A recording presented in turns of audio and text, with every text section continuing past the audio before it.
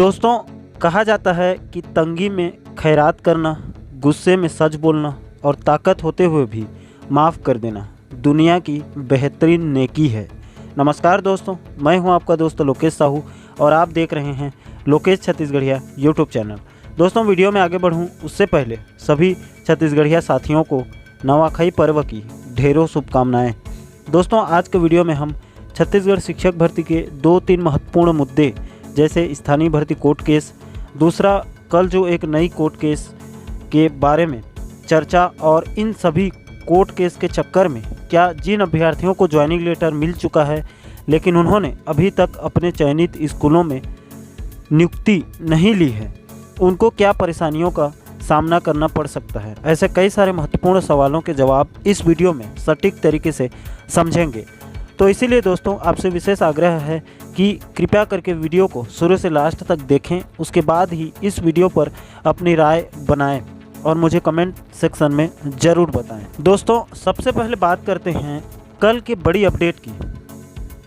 दोस्तों, वैसे तो शिक्षक भर्ती की विज्ञापन जारी होने के कुछ महीने बाद ही शिक्षक भर्ती में विवाद शुरू हो गया और कोर्ट केस की शुरुआत हो गई। जैसे जैसे भर्ती प्रक्रिया आगे बढ़ती गई, साथ साथ कोर्ट केस और कोरोना महामारी और सरकार की भर्ती के प्रति संवेदनहीन रवैये की वजह से लगभग 3 साल का वक्त गुजर चुका है, लेकिन अभी तक 100% अभ्यर्थियों की भर्ती नहीं हो पाई है। अभी भी 60% से ज़्यादा पदों पर नियुक्ति देना बाकी है। दोस्तों, वैसे तो शिक्षक भर्ती में अगर कोर्ट केस की बात करेंगे तो कई सारे केस कोर्ट में लग गए हैं, जैसे CG टेट वर्सेस C-टेट, स्थानीय भर्ती कोर्ट केस, 8 विषय वालों का केस, 2011 टेट पात्र कोर्ट केस, NIOS पात्र कोर्ट केस, इंजीनियरिंग विषय वालों का केस, जैसे कई सारे केस कोर्ट में लग गए हैं। इनमें से कई सारे केस का निराकरण कोर्ट में हो भी चुका है, लेकिन स्थानीय भर्ती का विवाद अभी भी चल रहा है, जिसकी 14 सितंबर को अगली सुनवाई होने वाली है, जिसके बारे में बाद में बताऊंगा। पहले कल के एक नए और ताज़ा कोर्ट केस के ऊपर थोड़ी सी चर्चा करना चाहता हूं। दोस्तों, कल के कोर्ट केस के ऊपर कल ही एक वीडियो बनाकर आप लोगों को इसके बारे में विस्तार से इस वीडियो में सभी तथ्यों को समझा दिया था। और दोस्तों, जैसे हम शुरू से देखते हुए आ रहे हैं कि जब भी शिक्षक भर्ती में कोई नए विवाद या कोर्ट केस सामने आता है तो उसके बाद अभ्यर्थियों की राय भी अलग अलग बढ़ती दिखती है, जो कि स्वाभाविक भी है। दोस्तों, मैं कल के कोर्ट केस की खबर को कल के इस वीडियो में विस्तार से बता चुका हूं, फिर उन्हीं तथ्यों पे बात करूंगा तो आज का वीडियो बहुत ज़्यादा लंबा बन जाएगा। दोस्तों, मैं आज के वीडियो में कल के कोर्ट केस के ऊपर कुछ स्थिति साफ करना चाहता हूं, जिसकी और पुख्ता जानकारी आज मिली है। दोस्तों, जैसे कि आपको तो पता है कि कल की खबर के मुताबिक अश्वनी रात्रे जो सरगुजा संभाग में शिक्षक पद का उम्मीदवार है, जिसे पूर्व में C-टेट की तिथि को लेकर दस्तावेज सत्यापन में अपात्र कर दिया गया था, उसके बाद उस अभ्यर्थी ने इसे बिलासपुर हाई कोर्ट में चुनौती दे दी। अब दोस्तों, इस संबंध में कोर्ट ने अभी सिर्फ केवल एक पक्ष का सुना है और दूसरे पक्ष मतलब सरकार के वकील से जवाब मांगा है और 21 सितंबर तक कोर्ट ने सरकार को समय दिया है। इसमें किसी को डरने की कोई आवश्यकता नहीं है। 21 सितंबर को सरकार के वकील सुनीता जैन जी पूरी तैयारी करके 21 सितंबर को कोर्ट में अपना जवाब प्रस्तुत कर देंगी। उसके बाद कोर्ट दोनों पक्षों के वकील के जवाब को सुनकर अपना फैसला 21 को सुना देगा। दोस्तों, इसके संबंध में जो जानकारी मिली है उसके मुताबिक चूँकि अभी शिक्षक भर्ती अपने अंतिम चरण में है और नियुक्ति देने की प्रक्रिया चल रही है, ऐसे में कोर्ट ने 21 सितंबर तक शिक्षक भर्ती के आगे की प्रक्रिया को अस्थायी तौर पर फिलहाल के लिए रोक लगा दी है और एक पद को सुरक्षित रखा है। अब दोस्तों, इसमें 2-3 चीज़ों को समझने की आवश्यकता है। पहली तो कोर्ट ने अभी केवल एक पक्ष को सुना है और कोर्ट ने केवल एक पद को सुरक्षित रखा है। अगर मान लो 21 को उस अभ्यर्थी की जीत हो भी जाती है तो शिक्षक के दूसरी सूची में उस अभ्यर्थी को अगर वो पूरी तरह से पात्र पाया जाता है तो उसे एक पद दिया जाएगा। दूसरी बात, चूँकि अभ्यर्थी शिक्षक के पद के लिए याचिका लगाई है तो सहायक शिक्षक और सहायक शिक्षक विज्ञान प्रयोगशाला के किसी भी पद पर कोई आंच नहीं आएगी। खासकर इस केस को लेकर। तीसरी बात, 21 सितंबर तक इस केस को लेकर कोर्ट ने रोक लगाई है अस्थायी तौर पर। लेकिन खबरों की माने तो अभी जिन अभ्यर्थियों को शासन द्वारा ज्वाइनिंग लेटर मिल चुकी है, लेकिन उन्होंने अभी तक किसी कारणवश अपने चयनित स्कूलों में ज्वाइनिंग नहीं ले पाए हैं, उनको भी डरने की कोई आवश्यकता नहीं है, क्योंकि शासन द्वारा उनका चयन उस पद के लिए हो चुका है। इसमें केवल वेटिंग वालों के लिए 21 सितंबर तक उनकी भर्ती प्रक्रिया बाधित होगी। फिलहाल दोस्तों, कल के इस कोर्ट केस के संबंध में आपकी क्या राय है? क्या उस अभ्यर्थी का इस वक्त चलती खेल में केस लगाना कितना सही है या गलत है? आप मुझे कमेंट सेक्शन में ज़रूर बताएं। अब दोस्तों, फटाफट हम समझते हैं आज की दूसरी बड़ी अपडेट की। तो साथियों, दूसरी बड़ी खबर शिक्षक भर्ती में चल रहे स्थानीय भर्ती कोर्ट केस से है। जी हाँ दोस्तों, छत्तीसगढ़ शिक्षक भर्ती में सबसे बड़ी और लंबी विवादित मुद्दा कोई है तो वो स्थानीय भर्ती कोर्ट केस ही है, जिसकी सुनवाई लगभग 2 साल से बिलासपुर हाईकोर्ट में चल रही है।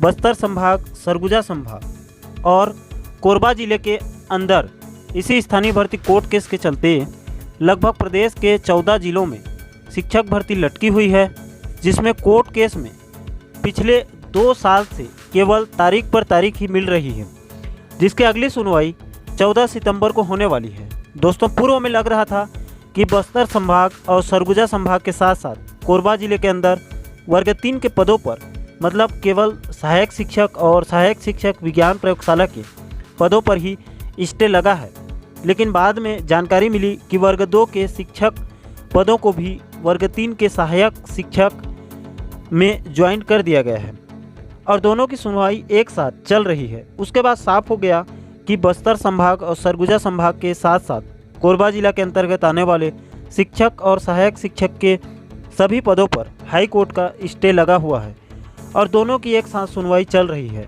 मतलब दोनों का एक साथ अंतिम आदेश भी आएगा।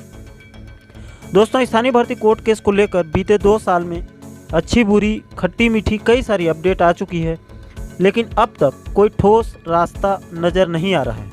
दोस्तों, स्थानीय भर्ती कोर्ट केस को लेकर मैं शुरू से कहते हुए आ रहा हूं कि मामला बहुत जटिल और पेचीदा है और कोर्ट में मामला बहुत लंबा चलेगा, लेकिन क्योंकि आप भारत के न्याय व्यवस्था को तो अच्छे से जानते ही हैं, इसमें शुरू से मेरा तर्क यही था कि अभ्यर्थियों को अगर इस मामले का जल्द से जल्द निराकरण करना है तो दोनों पक्षों को आपसी द्वेष को मिटाकर स्वस्थ और अनुकूल वातावरण में खुले मन से एक मंच पे आकर आपसी सहमति से इस समस्या का समाधान खोजना चाहिए। क्योंकि दोस्तों, दुनिया की कितनी भी बड़ी समस्या क्यों ना हो, उसका आपसी सहमति से समाधान जरूर निकलता है।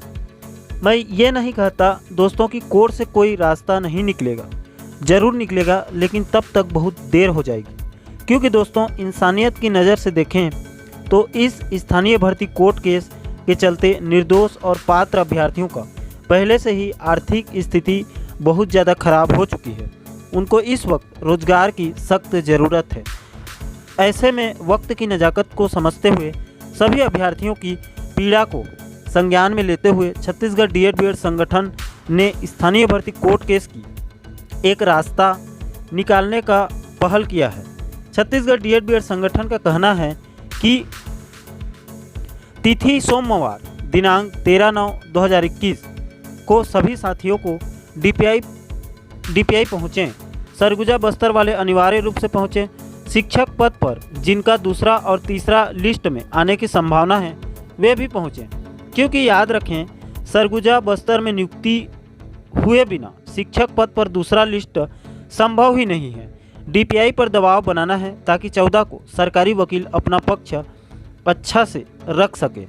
दोस्तों, मुझे लगता है कि अगर छत्तीसगढ़ DED संगठन को सभी साथियों का सहयोग मिलेगा तो 13 सितंबर को DPI और सरकारी पक्ष के वकील के साथ साथ स्थानीय पक्ष के वकील के ऊपर भी जल्द स्थानीय भर्ती कोर्ट केस को लेकर दबाव बनेगा, जिससे 14 सितंबर को कोर्ट में होने वाले सुनवाई पर एक सकारात्मक प्रभाव पड़ेगा और इसका बड़ा असर दिखेगा। दोस्तों, छत्तीसगढ़ DED संगठन अपनी जिम्मेदारियों को तो बखूबी से निभा रहा है, लेकिन दोस्तों, स्थानीय भर्ती कोर्ट केस को लेकर एक अभ्यर्थी का विचार आपके सामने रखना चाहता हूं, जिसके विचार से मैं विशेष रूप से प्रभावित हुआ। उसका कहना है कि सभी स्थानीय और मैदानी याचिकाकर्ता मेरे बड़े एवं छोटे भाइयों से निवेदन है कि 14 सितंबर को कैसे भी करके फैसला लाने का प्रयास किया जाए। आप सभी जानते हैं कि इस केस से भावी शिक्षक ही नहीं अपितु बस्तर, सरगुजा संभाग और कोरबा के छात्रों का भी भविष्य अधर में लटका हुआ है।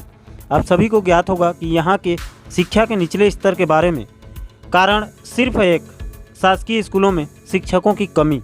अगर केस वापस नहीं ले रहे हैं तो कोई समस्या नहीं है, लेकिन जल्द से जल्द इस केस के निराकरण हेतु प्रयास करें ताकि बस्तर, सरगुजा के स्कूलों को भी योग्य शिक्षक मिल सके।